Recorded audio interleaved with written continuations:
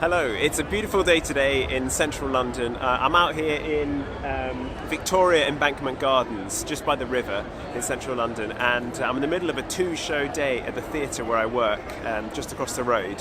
That's why my hair's a bit funny, because it's been under a wig for the last 3 hours. I wanted to do something a little bit different in today's video, and I wanted to talk about creative burnout.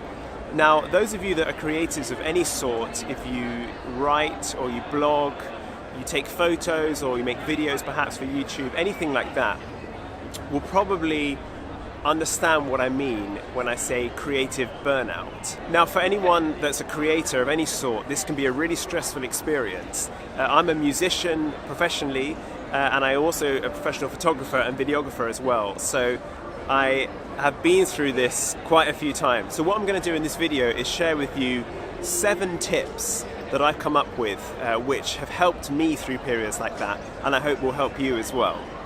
Now, the first tip I have for avoiding creative burnout is to not expect your enthusiasm for anything to be constant. This is a big mistake that I think many people make, and I made it in the past myself as well. But if you think about it, excitement about anything is never constant. It comes and goes, it waxes and wanes, and there are times of the year or times of the week or even just times of the day when one thing is going to be particularly interesting to you, and there are other times when you have no interest in it whatsoever, and there's no reason why that dynamic is any different for your creative pursuits. Now, in my experience, the moment you start expecting that you're going to be enthusiastic about something all the time, then it starts to become really stressful when you go through periods where you're not so interested in it. If I look at some of the professionals at the top of their game in the areas that I work in, it's very often not the ones that have suddenly hit fame, have suddenly had a lucky break.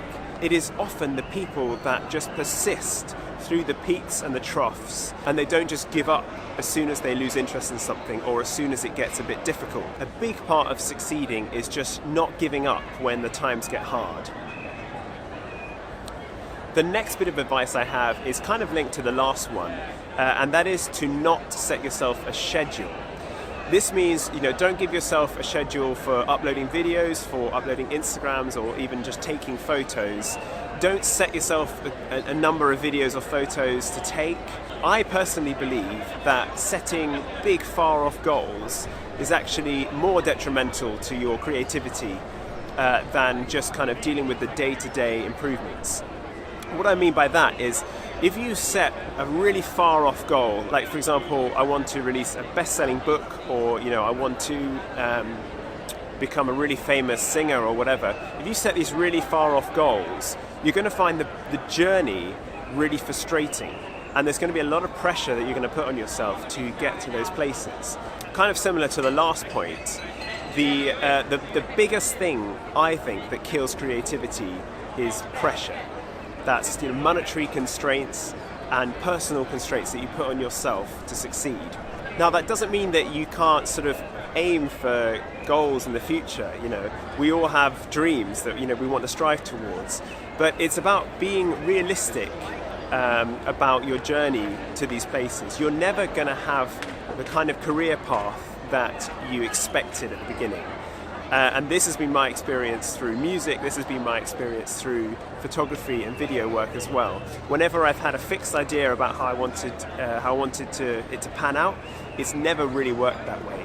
But it's always kind of ended up better than I wanted. Whereas at points along the way I might have been disappointed that this didn't happen or this didn't happen, I've always ended up, as a result of those things, in a position which is, I feel, more congruent with me and what I want to do.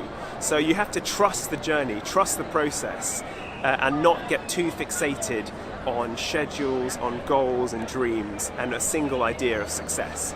The next point I want to make is a big one definitely for photographers and videographers, but it applies across the board really, which is don't invest too much money in gear early on. Now, what I mean about this is, I've been like this about things, I'm sure you have at times, and you've seen all your friends do it as well, but I've been fixated on a hobby or a new thing I wanted to take up, and then I've ended up spending a lot of money accumulating gear in order to try and make sure that I would get the same results as someone I look up to. So for example, in photography, it's very common for people to buy the same camera as the people they look up to, the photographers they look up to, buy the same lens, buy the same microphone, and then suddenly you realize that you don't have actually any of the skill to get the same results out of it. This is a really important point, because if you spend thousands and thousands of pounds accumulating gear, then, as I mentioned in my first point, the moment you start kind of losing interest, or your interests kind of differ slightly, you're going to suddenly start to feel the anxiety associated with the fact that you have thousands of pounds of cameras and whatever else, laptops, microphones, recording gear lying around. This is going to be a lot of pressure, and it's going to kill your creativity. On top of that, having the same camera as someone is not going to guarantee you're going to get the same results. In fact, you're definitely not going to get the same results. And this is something that I've experienced, because I have a lot of people emailing me saying, I bought this camera that you use, I bought the Fujifilm X100T that you use, I can't get the same results. What presets are you using? What editing technique are you using? What strap am I using? They'll ask me all of these things in order to try and get the same results. But actually the results that you get with your gear is really down to you. A photo that you take, I'm not going to be able to take that. This person's not going to be able to take it. No one's going to be able to take exactly the same photo that you do. And that is the amazing thing about any of these creative pursuits. It's really an opportunity for you to express yourself. So don't get too hung up about what gear people are using, what stuff people are creating. Focus on what you want to tell and how you can tell it with the equipment that you have. The next tip I have for avoiding creative burnout is going to be slightly controversial, and that is to use money to incentivize yourself creatively. Now, many people believe that money and creative pursuits should not mix. That if you're striving for money, a monetary return for what you're doing creatively, then you're somehow kind of missing the point. And for some reason there's a feeling that if you're accepting money for your work, you're somehow selling out, or you're somehow doing it for the wrong reasons. And I disagree with that. Actually, what I found is that money is a really useful way of incentivizing yourself creatively. The moment you decide that, the revenue I get from videos, the revenue I get from photography or whatever, this and that is going to go towards something, then you're going to have created a new incentive to keep creating that work. In my experience, if you're just kind of collecting all the money from all the different things that you do in your life, those little amounts are going to seem insignificant. And if money is a kind of incentive for you, you're going to get frustrated that for a long time only little amounts are coming in. But if you designate those things specifically, say for example, all the money that comes from videos is going to go towards new camera equipment, or all the money that comes from photography or music is going to go towards an investment fund or something, then those little amounts are going to really, really add up, and it's going to incentivize you to keep creating what you're doing. So don't shun money as an incentive for creativity. The next tip I want to give you for avoiding creative burnout is one that I believe quite passionately in. And this is kind of at the fundamental of who you are as a creator. That is to not create your whole identity around what you do. In this society, there seems to be an addiction in media, but also just through perceptions from one person to another, in compartmentalizing people. Everyone wants to put you in a box so they can think of you as a lawyer, a musician, a creator, a banker, whatever. Those labels are not things that you should put on yourself, and this is something that I've kind of learnt along the way. The moment you start saying to yourself, I am a photographer, I am a musician, I am what I do, you are putting yourself in a box and you're actually restricting yourself. And on top of restricting yourself, it's actually, again, it's putting more pressure on your creativity, because you feel like, well, if I'm not creating at the moment, if I'm not excited to be making anything, then somehow my identity is compromised. How can I call myself a musician if I'm not making any music this month, for example. So again, that can really kill your motivation. I think it's more helpful to think of your creative pursuits as just something that you do.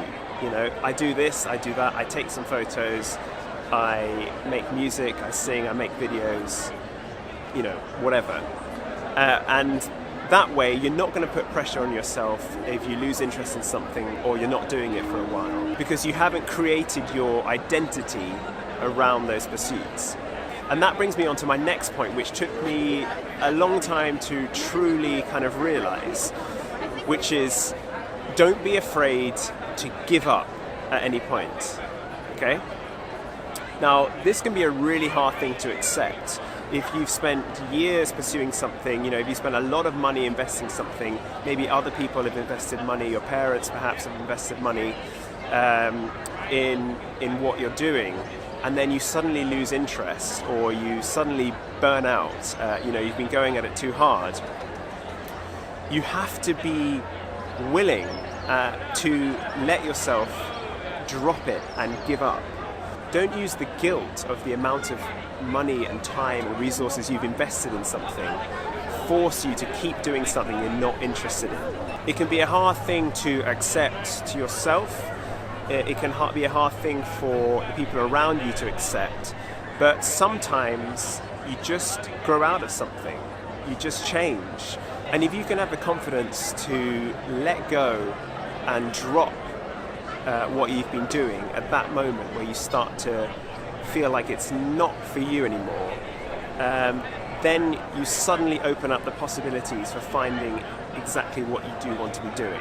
I believe also that this is really at the heart of how kind of breakthroughs and pioneers in their fields come about. In order to kind of set a new style and kind of redefine a genre, you have to have a vision that's kind of outside of what everyone else is doing.